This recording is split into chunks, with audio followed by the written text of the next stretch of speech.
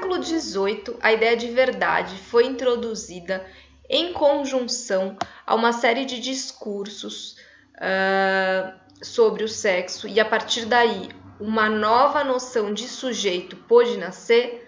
Na contemporaneidade, vale a pena a gente refletir se, na verdade, hoje existe um outro mecanismo que traz à tona essa noção de verdade, que não necessariamente está atrelada apenas ao sexo, mas está atrelada à ideia de alimentação. Afinal, hábitos alimentares hoje constituem a tônica de uma subjetividade considerada sadia ou doentia, propícia a viver mais ou menos, em decorrência do que se consome, em decorrência daquilo que se alimenta. Essa reflexão também traz uma grande contribuição no sentido da gente pensar a questão da ética para consigo mesmo e as formas de vida atreladas a uma subjetividade capaz de construir e alimentar a sua potência. Por quê? Por um lado, a gente percebe que Foucault se debruçou muito sobre essa ideia de uma vontade de saber, né? Todos os mecanismos científicos atrelados a um conhecimento sobre o sujeito, sobre seu corpo, sobre sua saúde ou sobre as doenças. Tudo isso constituiu a tônica do pensamento ocidental na contemporaneidade a respeito de um sujeito que aí se constituiu enquanto um sujeito de verdade, um sujeito de saber, passível então de estar submetido a uma série de práticas para que ele pudesse viver melhor e também render a sua potencialidade, para que ele pudesse ser uma força de trabalho ativa na sociedade, para que ele não fosse um indivíduo doentio e prejudicial ao corpus social. Pois bem, no momento atual, isso está muito mais atrelado não apenas às noções de identidade, não apenas à noção de respeito a uma determinada norma que vai enquadrar esse sujeito num local específico do campo do saber, mas também está atrelada à ideia de uma positividade via alimentação. Se por um lado o gosto pela alimentação, né, uma preocupação com uma alimentação tida como sadia, ela se afirma como uma prova essencial de uma existência plena. Por outro lado, hábitos alimentares considerados prejudiciais acabam denunciando uma vida mal vivida. Então a gente está, de fato, num momento em que a ideia de alimentação ganha a cena, ganha positividade e torna-se essencial para a constituição de todo um saber sobre o sujeito. Não é à toa que a medicina se transforme, né, num regime de controlar a dieta, de evitar o consumo de uma série de substâncias que vão levar a um mau desempenho das funções corpóreas. Medicina essa que surge no Ocidente a partir de uma visão derivada do regime alimentar lá na Grécia Antiga, ou seja, a medicina é vista como uma causa de uma série de outros fatores atrelados ao meio vivido, e agora se torna o mecanismo através do qual se deve possibilitar uma vida bem vivida. Isso é totalmente diferente do que a gente tinha até um tempo atrás, em que não havia, digamos assim, a ideia de uma regulação dos corpos através da alimentação. Como o Foucault bem mostra, essa regulação dos corpos se deu muito através do regime do sexo, da construção de identidades sexuais, da construção de identidades normativas, do que era sadio ou não, mas muito mais ligadas a um psiquismo do que a um corpo propriamente dito.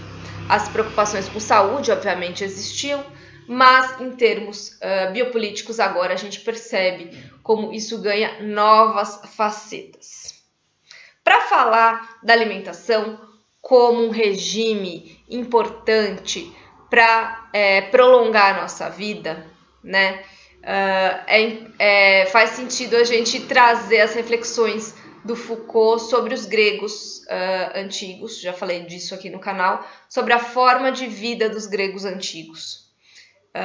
Os gregos antigos também faziam dietas. Só que as dietas feitas por eles não eram vistas como uma obediência a um saber médico, como se dá hoje, ou um saber científico. As dietas eram relativas a uma forma de se refletir sobre si mesmo. O que estava em jogo naquele momento era uma noção de liberdade, obviamente muito restrita, mas uma noção de liberdade pensada para si, sobre si, um conhecimento de si. Um cuidado de si. Hoje, esse conhecimento de si, ele é mais voltado a uma ideia de aperfeiçoamento, aprimoramento pessoal, bem tônica com a lógica neoliberal, né, do culto à performance. E esse conhecimento, e a dieta é feita para se tornar algo diferente do que se é, mas não para se conhecer. É a ideia de que é sempre possível melhorar, a gente sempre está correndo atrás da melhoria contínua.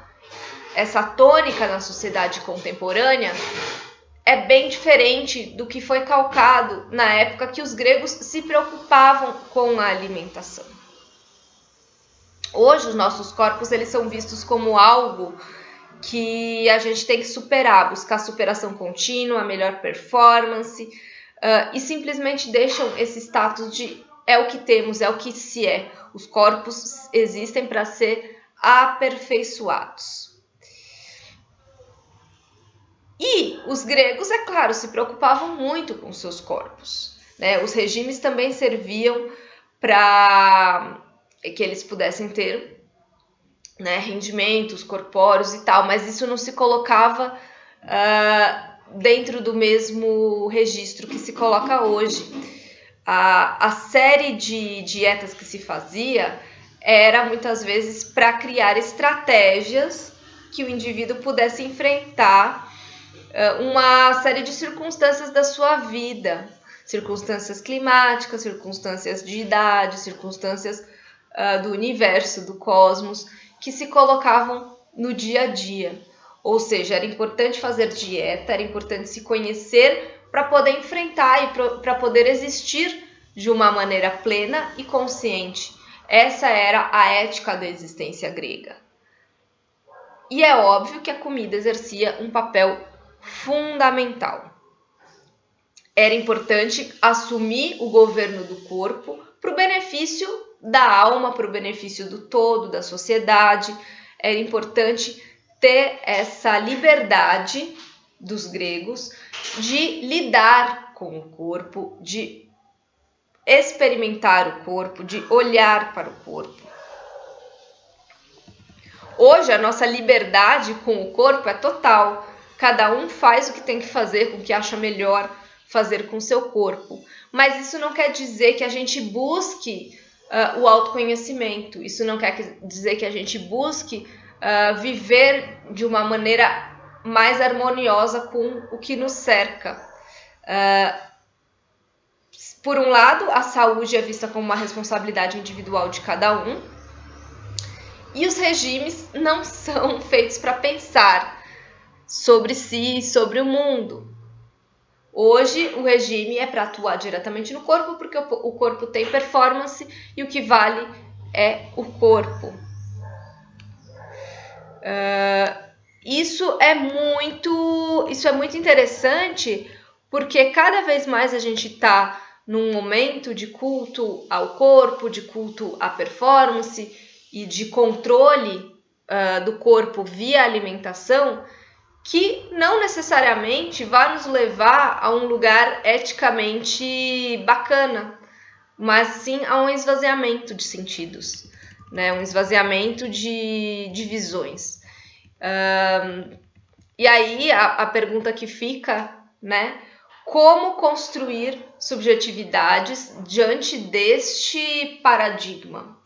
Como considerar a construção desses sujeitos dotados de fato de liberdade, de autonomia, mas ainda muito presos a uma série de questões que não estão muito atrelados à norma, não estão atrelados a uma identidade normativa, mas uma identidade corpórea que acaba se impondo como verdade do que é ser saudável e que não necessariamente está ligado em si com a ideia plena do que se considerava como saúde, né? Que é uma integração, um bem-estar não só químico e biofísico de todas as suas funções, mas uma forma de ser e estar no mundo.